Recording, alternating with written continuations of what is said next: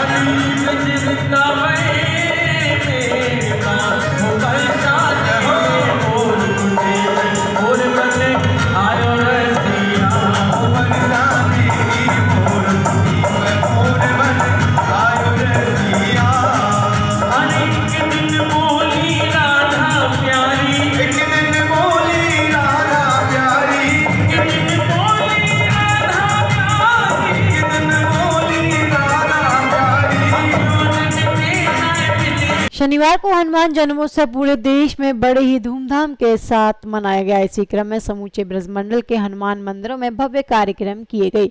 सुबह से महाअभिषेक, फूल बंगला, महाआरती, भजन संध्या एवं 56 भोग जैसे विभिन्न कार्यक्रम जगह जगह पर किए गए और श्रद्धालुओं ने बढ़ चढ़ कर इस कार्यक्रम में भाग भी लिया। इसी कार्यक्रम में शनिवार की देर रात मसानी क्षेत्र के स्थानीय होटल में श्री रामलीला सभा के द्वारा हनुमान उत्सव का कार्यक्रम बड़ी ही धूमधाम एवं हर्षोल्लास के साथ मनाया गया। इस कार्यक्रम में मुख्य अतिथि के तौर पर पहुंचे कैबिनेट मंत्री चौधरी लक्ष्मी नारायण दीप प्रज्वलित कर और भगवान श्री राम की प्रतिमा पर माला अर्पण कर कार्यक्रम की शुरुआत की गई। इसी क्रम में रामलीला सभा के पदाधिकारियों के द्वारा कैबिनेट मंत्री चौधरी लक्ष्मी नारायण को चांदी का मुकुट पहनाकर, स्मृति चिन्ह देकर एवं पटका पहनाकर स्वागत किया गया। वहीं इस कार्यक्रम के अंतर्गत रंगारंग कार्यक्रम भी प्रस्तुत किए गए, जिसमें राधा कृष्ण के स्वरूपों के द्वारा रंगहारी प्रस्तुतियां भी प्रस्तुत की गई, जिसे देख सभी दर्शकों का मन मोह लिया। वहीं इस कार्यक्रम के बारे में जानकारी देते हुए कैबिनेट मंत्री चौधरी लक्ष्मी नारायण ने कहा कि हनुमान जी जन्मोत्सव पूरे देश में बड़े ही धूमधाम के साथ मनाया जा रहा है और रामलीला सभा के द्वारा जो ये भव्य कार्यक्रम किया जा रहा है, आगामी दिनों में इससे भी भव्य कार्यक्रम किया जाएगा और मथुरा कान्हा की नगरी है तो जल्दी इस कान्हा की नगरी का स्वरूप भी बदला जाएगा। वहीं इस कार्यक्रम के बारे में जानकारी देते हुए हिंदूवादी नेता गोपेश्वर नाथ चतुर्वेदी सोहनलाल शर्मा ने बताया कि रामलीला सभा के द्वारा हर साल हनुमान जी जन्मोत्सव का कार्यक्रम बड़े ही धूमधाम के साथ मनाया जाता है, लेकिन कोविड के चलते ये कार्यक्रम 2 साल से नहीं किया गया था, लेकिन इस बार रामलीला सभा के पदाधिकारियों के साथ साथ अन्य गणमान्य लोग में बढ़ चढ़ कर भाग लिया। किस तरीके का उल्लास और क्या उत्साह नजर आ रहा है? देखिए, हनुमान जी सर्वव्यापी हैं। हनुमान जी के लिए ही तुलसीदास जी ने कहा है, बल बुद्धि विद्या सारी चीजें हनुमान जी देते हैं। आज हनुमान जी का अवतरण का दिन है। पूरे भारतवर्ष में और विदेशों में भी सनातन धर्म के लोग आज हनुमान जी का अवतरण दिवस मना रहे हैं। यहाँ रामलीला सभा के द्वारा भी चित्रकूट में हनुमान जयंती मनाई जा रही है। मुझे बहुत प्रसन्नता है इस बात की कि रामलीला सभा के द्वारा भव्य राम भवन का शुभारंभ किया गया है, जो आगे चल के एक वट वृक्ष बनेगा। करोड़ों रुपए की लागत से वो पूरा होगा। रामलीला सभा के द्वारा रामलीला भवन? ये निर्णय भी लिया गया है क्योंकि वो इस वर्तमान रामलीला सभा के द्वारा इनके नेतृत्व में ये प्रारंभ हुआ है, तो जब तक वो पूरा हो इसलिए रामलीला सभा का कार्यकाल वर्तमान जो कार्यकारिणी है उसका 3 साल का समय भी बढ़ाया गया है।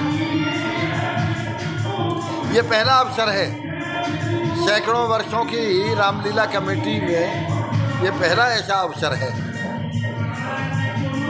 आज यहाँ भव्य आयोजन रामलीला सभा के द्वारा किया गया है। मुझे पूरी ये उम्मीद है